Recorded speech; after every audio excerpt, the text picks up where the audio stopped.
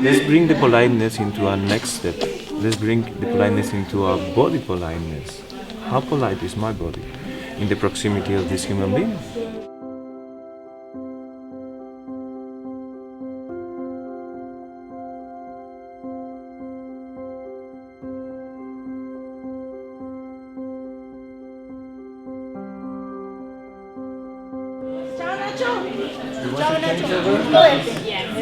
Come closer.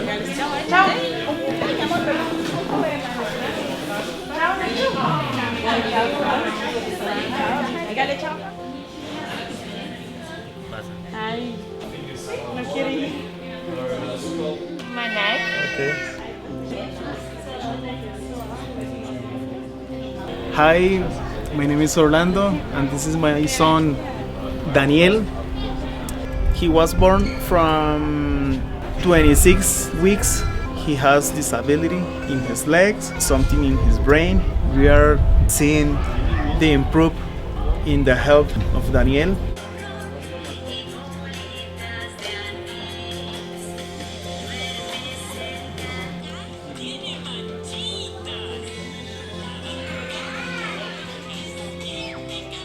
Me pareció muy bonito la forma de trabajar, la forma de trabajarlo, de tocarlo, de sentirlo, la forma en la que intentan calmarlo, me parece muy interesante y muy bonito.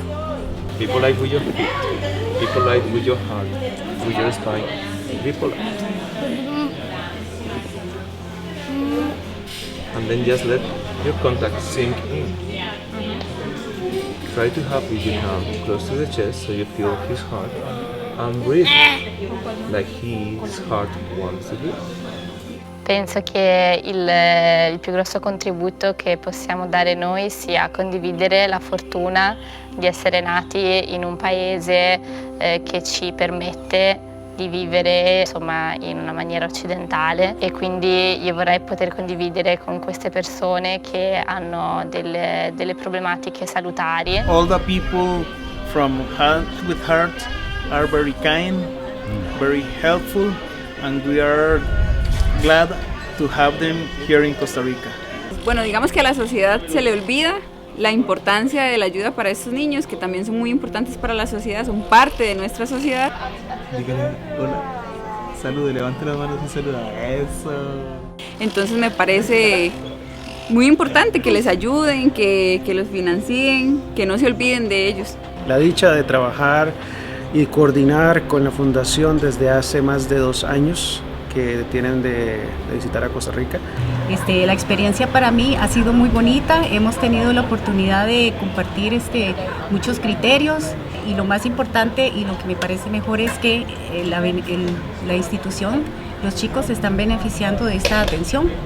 Nosotros estamos muy agradecidos. Es importante que tal vez las personas que nos están viendo a nosotros en este momento, Fundación, para poder seguir desarrollando los programas, porque son programas que se desarrollan en diferentes partes del mundo. Acá en Costa Rica vienen a Cartago y vienen al sector del Caribe, propiamente a Talamanca. Mi nombre es Rubén Centeno, estoy muy complacido de colaborar con la Fundación Manos con Corazón y con el doctor Jorge Aranda, con el grupo que lo acompaña aquí, la Asociación HWH y todos mis hermanos indígenas, en favor de una población que ha sido descuidada durante los últimos 100 años, diría yo, porque nunca había visto que se le dé atención a la población discapacitada.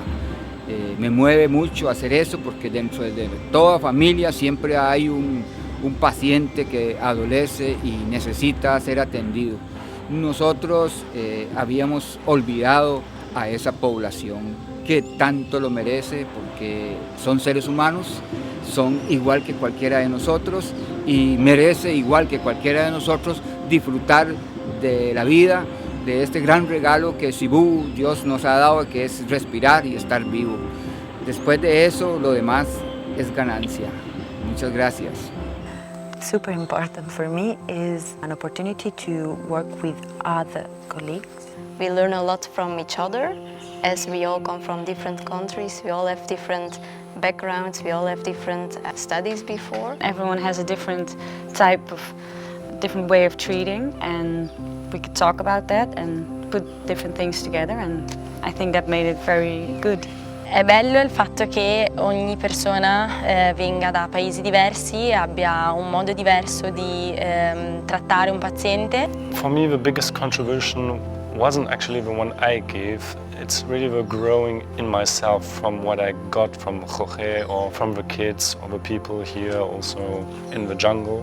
This was for me the most important part because it was an adventure, but it was also like a mission. È la prima volta che vengo in Costa Rica e che partecipo a una missione umanitaria. Facciamo tutti la stessa professione, però è bello appunto vedere nuovi modi di pensare, nuovi modi di trattare con lo stesso obiettivo, cioè quello della salute del paziente, di aiutarlo il più possibile. Non è soltanto un contributo in ambito sanitario, ma soprattutto un contributo a livello umano. Learned a lot from everyone. I hope they did from me as well, and I hope together we made the perfect treatment for the children.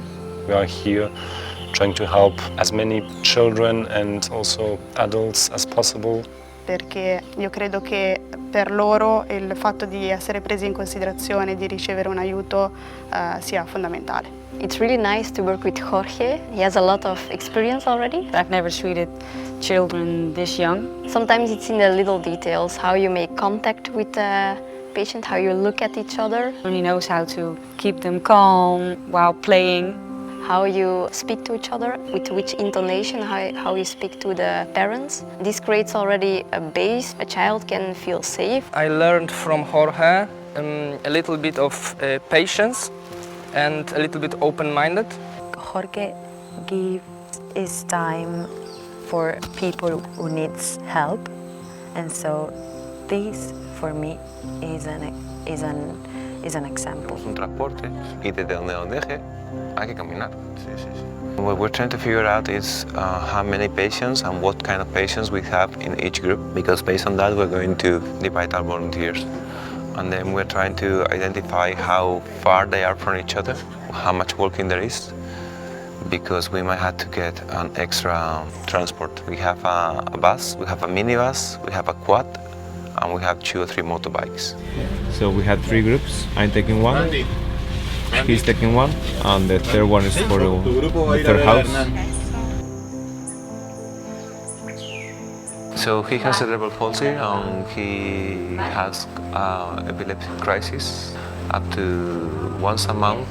That day he has up to 6 to 7 crises within the same day. Take him like 3 to 4 days to fully recover after that. Let's see what we can find and what's going on. Can he breathe through the mouth? He's always with the mouth open, even when he's sleeping. He snores through the mouth.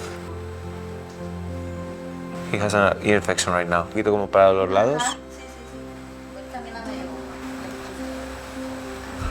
So he have a deviation of the spine as well. Le han hecho una valoración de los ojos. Did they check their eyes? Nada. The mother said that I asked her why he got the cerebral palsy. Usually it's either congenital, meaning that it's coming from the intrauterine life before being born, or perinatal, which is like a trauma happening within the first year of life because of a birth trauma. Something happened during birth, so there is a lack of oxygen going to different parts of the brain, and that have an effect on different motor cortex area and also different cognitive areas. He seems to have a non-standard, non-typical type of cerebral palsy. So that's why I was asking the mother, and then she told me that when he was 2 years old, he got meningitis, and that's where he started to have all the symptoms. So after the meningitis, he developed a hemiparesis on the left-hand side, and then he also developed the nystagmus after the meningitis. So you have a chemical-induced neurological trauma. Where can that be found in the body, so we can try to see if it's still present and see if it needs to be addressed. Now, when it comes to the scoliosis, we have a neurological induced scoliosis because of the hemiplegia on the left-hand side. So how can we treat that? We have a muscle tone discrepancy, left versus right. Yeah? And as a result, we develop an scoliosis. We understand that, but where does the curvature of the scoliosis start from? From the feet up or from the head down? When he was 2, then he got the meningitis and he did not walk until he was 5 years old. So from 2 to 5, 3 years, he did not walk. If it is because of a weakness of one side of the body, how can we balance that? If the scoliosis is because of the neurological component, we do not have, or we should not have, an anatomical length discrepancy. When you have this type of patients that you know as a healthcare professional working from the government, there is not much you can do for them. There is not that many people, not that many professionals that you can refer them to. And that there is not much therapy that he can get. You tend to keep it like very simple, too simple. And that is exactly what we are trying not to do. We are trying to understand why he has a scoliosis, why he has a lateral curvature of the spine, and not just pretend that it's obvious, because it's not. So we really want to understand why is that happening and not take it for granted. How about if we start from the beginning, start from zero, and pretend we don't know anything about the patient, and then see if we match the label given by a previous healthcare professional. And unfortunately, we tend to have a different opinion than the one that had been given to the families, which in a way we like it because it gives more light and hope to a different approach and a different way of finding help to that patient. On the other hand, it's kind of tricky because you don't want the community to miss the respect that they have for the healthcare professional. So, what we're trying to do is document what we're doing here, bring that documentation of our physical evaluation, neurological evaluation back to the healthcare professional saying, listen, I know this patient have been told to have this.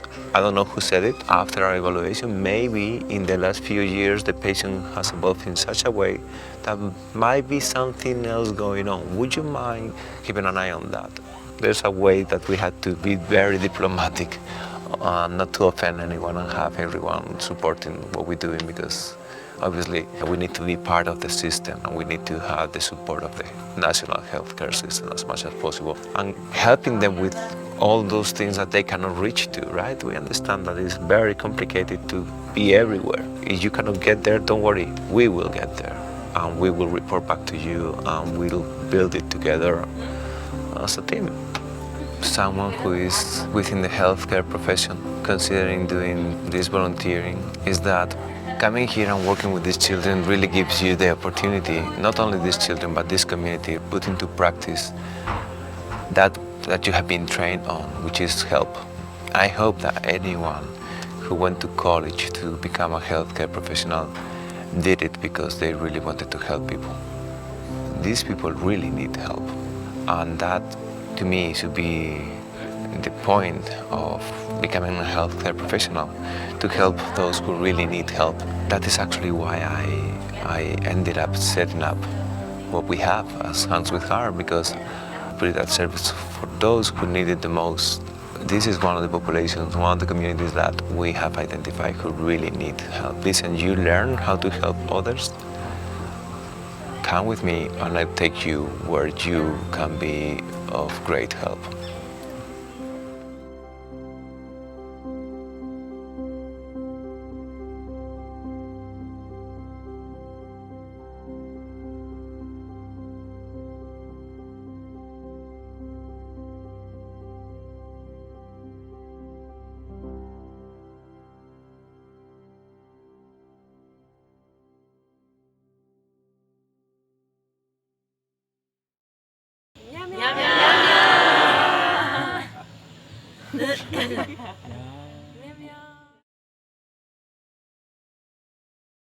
Hopefully we will figure out a way to get money, some funding, some donations, in order to, number one, reduce the cost of the volunteers to come here so we can have more volunteers coming, and number two, start paying some salaries, even if it's just a small amount, in a way to thank them for the time and all the things that they're doing for us.